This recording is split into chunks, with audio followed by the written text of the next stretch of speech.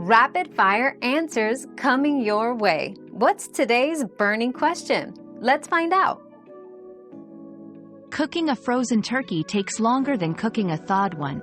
On average, plan for 3 to 4.5 hours for a small, 8 to 12 pounds, turkey, and up to 4.5 to 6 hours for a larger, 12 to 20 pounds, turkey.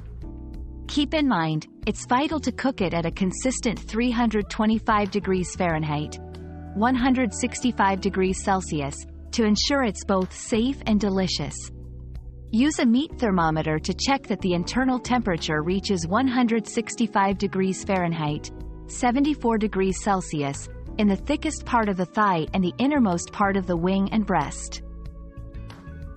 Your daily dose of discovery ends here, but the journey of learning never stops. Subscribe and join us again for more answers tomorrow.